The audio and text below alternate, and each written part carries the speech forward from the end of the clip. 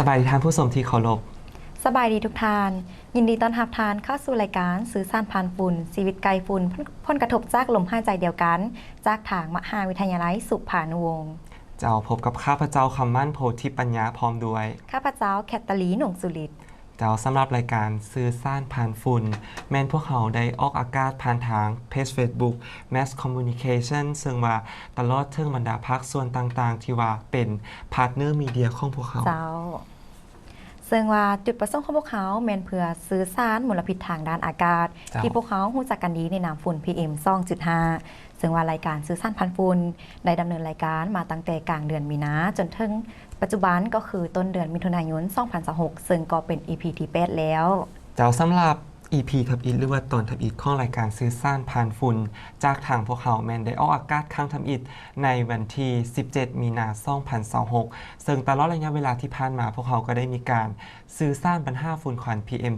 2.5 ให้กับสังคมได้รับรู้และสำหรับในตอนนี้ทุกท่านจะได้รู้เกี่ยวกับโดยเฉพาะแมนภาพรวมของการรายงานปัญหาฝุ่นควัน PM 2.5 ในตลอดระยะเวลา 6 เดือนที่ผ่านมา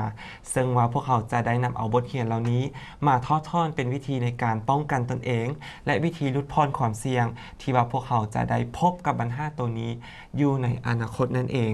ซึ่งว่าในภาพอินโฟกราฟิกที่ว่าทุกท่านกำลังได้เห็นอยู่ในตอนนี้โดยเฉพาะทางเส้นแสดงแมนจะได้มีการแสดงเห็นถึงปริมาณฝุ่นควัน PM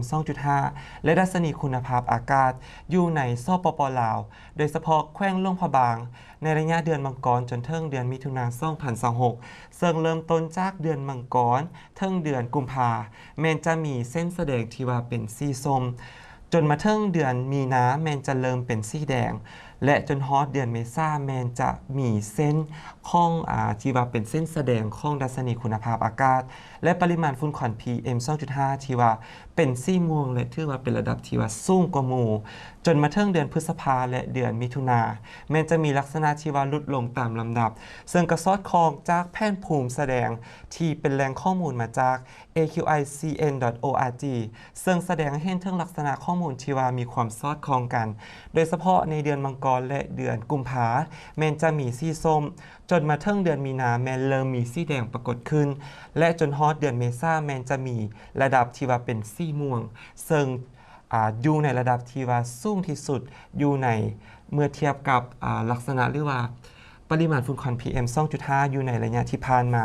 จนมาถึงเดือนพฤษภาและมิถุนาแมนมีท่าเอียงลดลงตามลำดับเจ้าซึ่งสรุปรวมแล้วคุณภาพอากาศและปริมาณฝุ่นควัน PM 2.5 ภายในหลวงพระบางแม้นมีการเพิ่มขึ้นอย่างต่อเนื่องตั้งแต่ต้นปีโดยเฉพาะแม้นการเพิ่มขึ้นสูงในระยะเดือนเมษา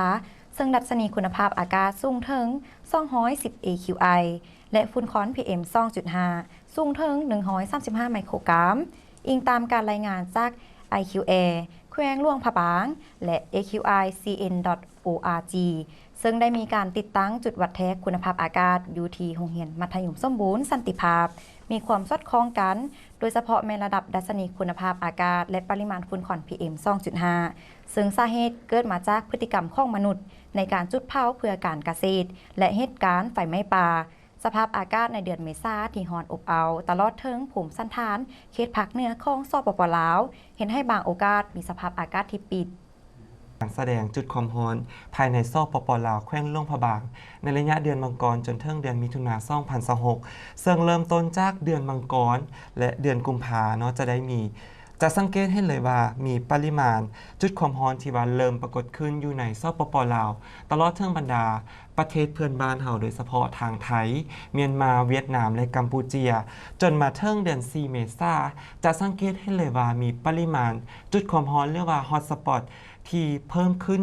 แบบคาดคั้นและมีปริมาณความหนาแน่นที่สูงที่สุดเมื่อเทียบกับบรรดาเดือนอื่นๆอยู่ใน6เดือนทับอิฐของปี 2026 สำหรับรูปภาพต่อไปจะเป็นการเปรียบเทียบระหว่างได้ว่าเป็นจุดความร้อนที่เกิดขึ้นอยู่ในระยะเวลาของเดือนเมษาของปี 2025 และเดือนเมษาของปี 2026 ซึ่งเขาจะเห็นความแตกต่างเลยว่าอยู่ในเดือนเมษาของปี 2026 แม้จะมีปริมาณจุดความร้อนหรือว่าจุดฮอตสปอตที่ว่ามีลักษณะหน้าแน่นเมื่อเทียบกับช่วงระยะเวลาเดียวกันของปี 2025 ซึ่งปริมาณจุดความร้อนอิงตามการรายงานจาก globalforestwatch.org ในระยะเดือนมังกรถึงเดือนมิถุนาได้แสดงให้เห็นถึงจุดความร้อนที่เพิ่มขึ้นอย่างต่อเนื่องตั้งแต่ต้นเดือนมังกรจนถึงต้นเดือนเมษาระดับสูงสุดก่อนจะคอยลดลงโดยเฉพาะในช่วงวันที่6 เดือนเมษายน 2026ได้ปรากฏมีจุดความร้อนสูงถึง 4,068 จุดทั่วสปป.ลาวเมื่อสร้างรวมและเปรียบเทียบในระยะปี 2025 ขออภัยในระหว่างปี 2025 ปี 2026 เดือนมังกรถึงเดือนมิถุนาช่วงเวลาเดียวกันแม้นมีจุดความร้อนปรากฏเพิ่มขึ้น 53 ส่วนร้อยอิงตามข้อมูลจาก globalforestwatch.org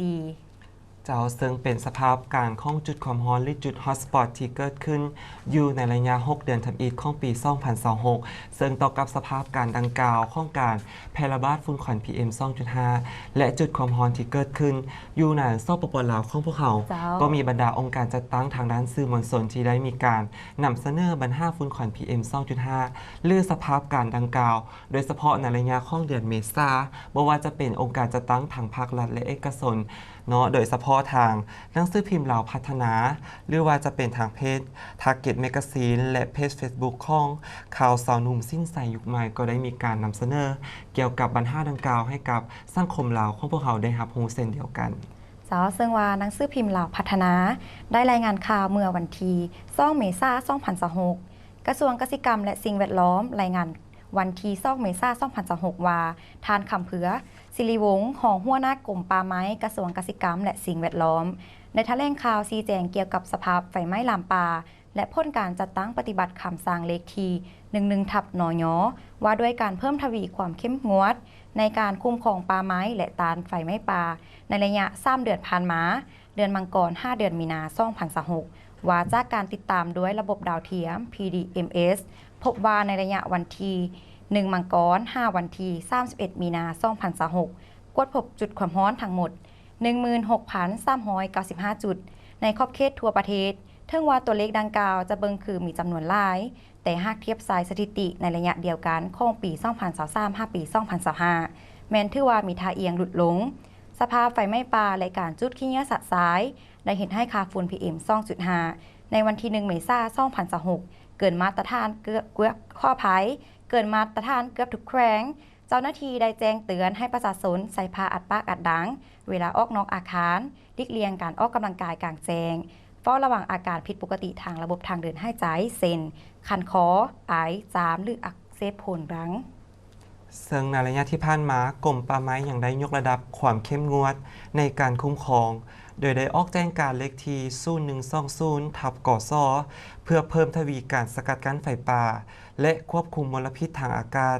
การฝึกอบรมเทคนิคติดตามไฟป่าการลงกวดการลาดตระเวนและการดำเนินคดีต่อผู้บุกรุกป่าสงวนแห่งซาเซนเขตภูผนังและเขตภูเข้าขวายซึ่งในต่อหน้าจะเพิ่มทวีการเฝ้าระวังอยู่บานเป้าหมายที่มีความเสี่ยงไฟไหม้สูงประสานกับกำลังปกส.ปกส.และอาสาสมัครเพื่อจะสั้นกำลังและอุปกรณ์เข้าในการมอดไฟป่าสืบต่อโฆษณาเผยแพร่พ่นหายของไฟป่าเข้าไป สืบต่อโฆษณาเผยแพร่พ่นหายของไฟป่าและวิธีการผลิตกสิกรรมที่ปลอดภัยโอกาสดังกล่าวทานคำเพื่อศิริวงศ์ได้เรียกร้องมาอย่างทุกภาคส่วนในสังคมจงร่วมแห่งร่วมใจกันเป็นเจ้าการในการปกปักรักษาทรัพยากรป่าไม้และหยุดเสาการจุดป่าจุดขี้เหงื่อสาสายเพื่อลดพรมลพิษทางอากาศและรักษาสิ่งแวดล้อมที่ดีให้แก่ลูกหลานในอนาคต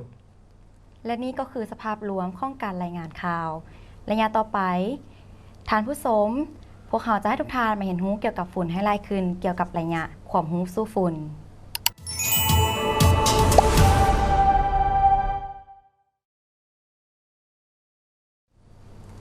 เข้ามาสู่ระยะความรู้สู้ฝุ่นในตอนนี้พวกเขาจะนำพาทุกท่านไปรับรู้เกี่ยวกับปัญหาหรือว่าผลกระทบจากไฟป่าซึ่งเกิดขึ้นอยู่ในระยะของการแพร่ระบาดปัญหาฝุ่นควัน PM 2.5 ซึ่งรายละเอียดจะเป็นอะไรนั้นขอเชิญทุกท่านติดตามรับชมพร้อมกันสบายดียินดีต้อนรับทุกท่านเข้าสู่ระยะความรู้สู้ฝุ่นจากรายการสื่อสารผ่านฝุ่นมหาวิทยาลัยสุภานุวงศ์และในมื้อนี้เราจะมาสื่อสารความรู้สู้ฝุ่นในเรื่องผลกระทบของไฟป่าต่อระบบนิเวศไฟ ไฟป่าส่งผลกระทบอย่างหุนแรงต่อระบบนิเวศทางการทำลายที่อยู่อาศัยและแหล่งอาหารของสัตว์ป่าสัตว์จำนวนหลายเสียชีวิตหรือย้ายถิ่นฐาน ดินเสื่อมโทรมเกิดการกัดเซาะและน้ำท่วมกระทันหันง่ายขึ้นโครงสร้างป่าไม้เปลี่ยนไปจากเก่าซึ่งส่งผลกระทบต่อสภาพภูมิอากาศของโลกผลกระทบของไฟป่าต่อระบบนิเวศในด้านต่างๆ 1. ผลกระทบต่อพืชและสังคมพืชไฟป่าทำลายต้นไม้ลูกไม้และต้นกาเห็นให้โครงสร้างป่าเปลี่ยนแปลงพืชบางชนิดอาจหายไปและหญ้าชนิดที่ทนไฟจะเข้ามาทดแทน 2. ผลกระทบต่อสัตว์ป่าสัตว์ป่าเสียชีวิตจากความร้อนและควันไฟหรือสูญเสียที่อยู่อาศัยและแหล่งอาหารเฮ็ดให้ประชากรลดลง 3. ผลกระทบต่อดินความร้อนเฮ็ดให้จุลินทรีย์ในดินตายหรืออินทรีย์วัตถุถูกทำลายดินสูญเสียความสามารถในการอุ้มน้ำเห็นให้เกิดการกัดเซาะหน้าดินได้ง่าย 4. ผลกระทบต่อแรงน้ำขี้เถ้าจากไฟป่าไล่สู่แรงน้ำเห็นให้น้ำขุ่นและส่งผลกระทบต่อสัตว์น้ำแม้ว่าไฟป่าในบางระบบนิเวศจะเป็นกลไกธรรมชาติที่ช่วยพักใบและลดการสะสมของเชื้อเพลิงแต่ไฟป่าที่เกิดจากการกระทำของมนุษย์มีความถี่และหุนแรงเกินกว่าธรรมชาติจะฟื้นตัวทันและนี้ก็คือความรู้สู้ฝุ่นในเรื่องผลกระทบของไฟป่าต่อระบบนิเวศสำหรับมื้อนี้ขอลาทุกท่านไปก่อนอย่าลืมรักษาสุขภาพและสู้ฝุ่นไปพร้อมๆกันเด้อ